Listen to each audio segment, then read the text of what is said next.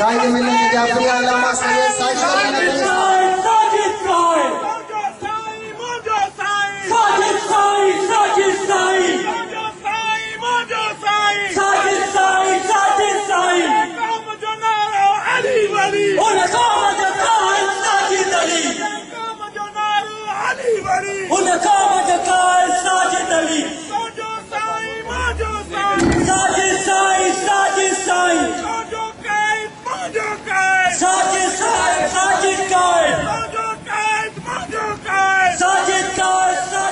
جیسے مجھے موقع ملا ایک وزیر داخلہ کے ہاں جب میٹنگ تھی علماء کی، مدارس کے علماء کی، اس نے مجھے کہا تو میں نے مدارس کے بزرگوں کو درخواست کی، وہ وہاں پہنچے تو مجھے خیال آیا کہ کہیں وہ کوئی بےہودگی نہ کرے علماء کے ساتھ۔ میں خود بھی وہاں چلا گیا تو اس نے الزام دیا کہ آپ کسی کے سے پیسہ لیتے ہیں یا کسی کے بہاف پہ کام کرتے ہیں۔ تو میں نے اسے کہا کہ سن لو، باقی مکاتب فکر میں جو سسٹم ہے، نظام ہے، ہمارا نظام مالی اس سے تھوڑا مختلف ہے۔ دوسروں کے ہاں زکوٰۃ و عشر ہے، ہمارے ہاں بھی عشر موجود ہے، زمینوں پہ گندم پہ عشر موجود ہے۔ 10واں حصہ علماء سے پوچھ لیجئے کہاں کہاں کون سی زمینیں ہیں جن میں زکوٰۃ 10واں حصہ ہے، کون سی گندم ہے جس میں زکوٰۃ 20واں حصہ ہے۔ ہمارے ہاں بھی عشر ہے، لیکن ہمارے ہاں اصطلاح عام مروج نہیں ہے، ان کے یہاں رائج ہے زکوٰۃ و عشر۔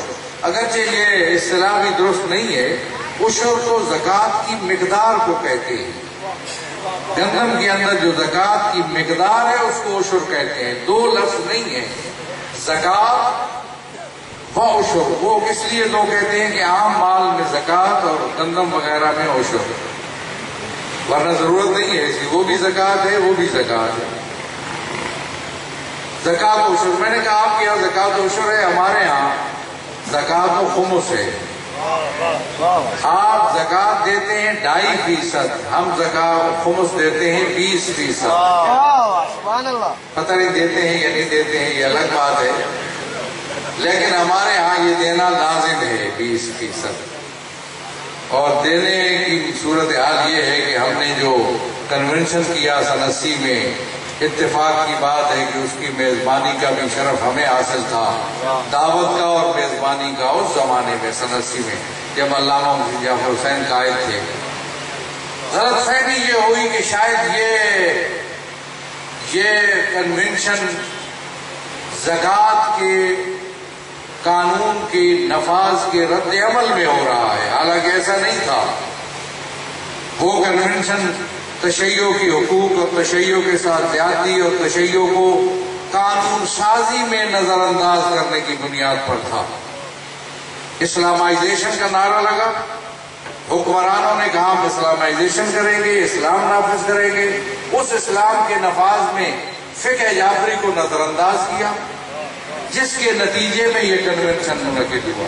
انہوں نے یہ سمجھا کہ شاید زکوٰۃ کی وجہ سے اور زکوٰۃ کا یہ انکار کرنا چاہتے ہیں، حالانکہ زکوٰۃ میں ہمارا موقف بڑا واضح تھا کہ جن چیزوں میں زکوٰۃ ہے وہ ہم دیں گے، حکومت کو بھی دیں گے، لیکن شرط یہ ہے کہ کوئی بورڈ بنایا جائے جس کے ذریعہ یہ زکوٰۃ مستحقین تک پہنچ سکے۔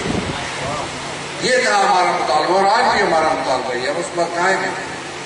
بڑی بصیرت کے ساتھ ہم سمجھتے ہیں حکومت سے، ہم ملک کے اندر موجود ہیں، حکومتوں کے ساتھ رابطے اور حکومتوں میں شمولیت اور حکومتی اس سسٹم کے اندر رہ کر اصلاح کی کوشش کرنا اور سسٹم سے بہتر استفادہ کرنا، یہ ہم سمجھتے ہیں کہ یہ ہمارے لیے بہتر صورت ہے، بہتر راستہ ہے۔ دوست وہ تھا مسئلہ، اور اس حوالے سے پھر ہوا کیا، جب انہوں نے سمجھا کہ یہ زکوٰۃ کی وجہ سے کنونشن ہے تو انہوں نے زکوٰۃ میں شیعوں کو مستثنیٰ کیا، حالانکہ یہ استثناء پھر قانونی لحاظ سے اس میں سکون پیدا ہوا، بعد میں آ کر چیلنج ہوئی ہائی کورٹ اور سپریم کورٹ میں، اور سب کو استثناء مل گئی۔ وہ جو استثناء ملی شیعوں کو، تو اس کا نتیجہ یہ ہوا کہ شیعہ استثناء کی وجہ سے حکومت کو بھی زکوٰۃ نہیں دیتے تھے، اور اپنے مستحقین کو بھی زکوٰۃ دینے سے گریزاں رہیں۔ اسی لیے میں کہہ رہا ہوں کہ خمس تو ہے، میں تو کہا میں نے وہاں پہ، لیکن کیا خمس ہم دیتے ہیں یا نہیں؟ یہ سسٹم جو مالیات کا آل محمد کے مکتب میں ہے، یہ سب سے بہتر سسٹم ہے، اور یہ سسٹم اگر رائج ہو جائے تو میں سمجھتا ہوں کہ ہمارا عالم کسی کا دست نگر نہیں ہو سکتا، اس لیے کہ جو دینے والا ہے وہ یہ سمجھ کے دے گا کہ یہ میرا مال نہیں ہے، امام کا مال ہے جو میں دے رہا ہوں، یہ امانت ہے جو میں پہنچا رہا ہوں۔ آج ہمارے ان ایام میں ایک خود اعتمادی ہے علماء میں کہ ان کے ساتھ تعاون ہوتا ہے، اور میں سمجھتا ہوں اس کو پھیلانے کی ضرورت ہے۔ آپ لوگ جو آتے ہیں جلسوں میں، ان پروگراموں میں، تو اس کو آگے بڑھائیے، عوام تک پہنچائیے۔ علماء اور عوام کا مدارس کا رابطہ بھی بہتر ہونا چاہیے۔ عوام یہ سمجھے کہ یہ مدارس ہمارے مدارس ہیں، یہ مدارس ہمارے مکتب اہل بیت کے علوم کو پھیلانے اور ان کو آگے بڑھانے کی کوشش میں مصروف ہیں۔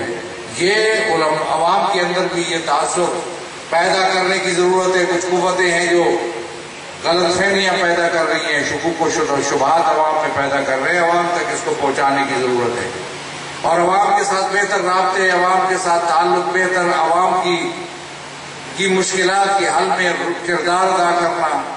میں سمجھتا ہوں کہ یہ شیعہ علماء کونسل جو کردار ادا کر رہی ہے بہت بہتر کردار ہے، عوام کی مشکلات کے حل کے لیے جو کردار ہے وہ ایک اہم کردار ہے جو ادا کر رہی ہے۔ مدارس کو اور شیعہ علماء کونسل کو آپس میں مربوط ہونے کی ضرورت ہے۔ شیعہ علماء کونسل مدارس کے ساتھ تعاون، ہم آہنگی اس کی ہونی چاہیے، اور اس طریقے پہ علماء تک پہنچ کر، عوام تک پہنچ کر ان کی غلط فہمیاں دور کر کے ان کی مشکلات کے حل میں ہمیں اپنا رول اور کردار ادا کرنا چاہیے، تاکہ دینی مدارس کے اثرات زیادہ سے زیادہ ہوں۔ یہاں یہ صورتحال میں تبدیلی، اچھی تبدیلی آئی ہے، وہاں میں یہ سمجھتا ہوں کہ ایک اور تبدیلی بھی ہمارے اندر موجود ہے کہ تشیع جو ایک دفاعی پوزیشن میں تھا، آج تشیع ایک ایجابی پوزیشن کے اندر موجود ہے، ایک اثباتی پوزیشن کے اندر موجود ہے۔ ایک زمانہ تھا، دفاع تھا، جب تشیع پر الزام تراشیاں ہوتی تھی، بہتان تراشیاں ہوتی تھی، تشیع کے خلاف سازشیں ہوتی تھی، جہاں تھوڑے شیعہ تھے وہاں ان کے خلاف سوشل بائیکاٹ اور اس قسم کے اور اقدام ہوتے تھے۔ آج وہ صورتحال کم ہوئی ہے، میں یہ نہیں کہہ سکتا کہ ختم ہوئی، لیکن کم ہوئی۔ وہ لوگ جو تشیع کے بارے میں یہ تصور رکھتے تھے کہ تشیع ایک محدود سوچ کا کوئی گروہ ہے، چند رسموں پر عمل کرنے والا اور محدود سوچ کا گروہ ہے، آج مسلم مکاتب فکر تمام مذاہب اور مسالک کے اندر بیٹھ کر عملی طور پر تشیع کا روشن چہرہ پیش کر کے ہم نے یہ ثابت کر دیا کہ تشیع ایک مکتب ہے جو تمام مکاتب پر بالادستی رکھتا ہے۔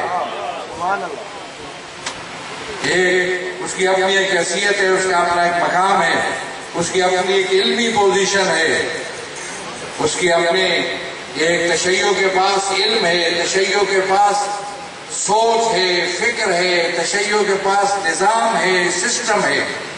اس کو اجاگر کرنا، اب میں سمجھتا ہوں اور زیادہ آگے بڑھانا دینی مدارس کا کام ہے۔ میں بہت سی باتیں ہیں جو شاید آپ اس کی طرف متوجہ ہوں گے۔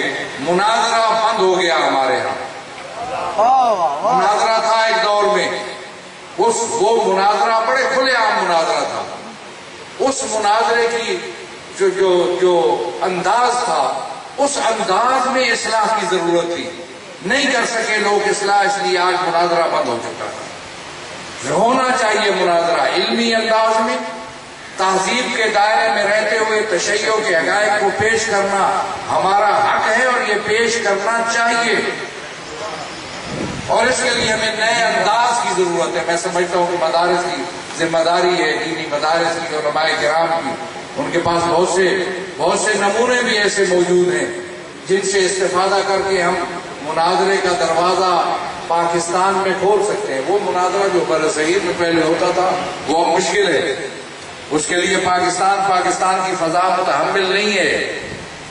وہ ہم اتحاد وحدت کے بانی اور دائیوں میں سے بانی ہیں اور دائی ہیں. اس حوالے سے مناظرے کی وہ صورتحال نہیں ہو سکتی، لیکن اپنے مکتب کو علمی انداز میں پیش کرنا، فکری انداز میں پیش کرنا، تہذیب کے دائرے میں مکتب اہل بیت کو اور حقائق تشیع کو پیش کرنا، یہ بہت ضروری ہے. اور یہ اس لیے بھی ضروری ہے کہ ہمارے اپنے اندر بھی کچھ ایسی باتیں پیدا ہو رہی ہیں، کچھ ایسے لوگ ہیں جو تشیع کے چہرے کو مسخ کرنے کی کوشش کر رہے ہیں. میں بار بار متوجہ کر رہا ہوں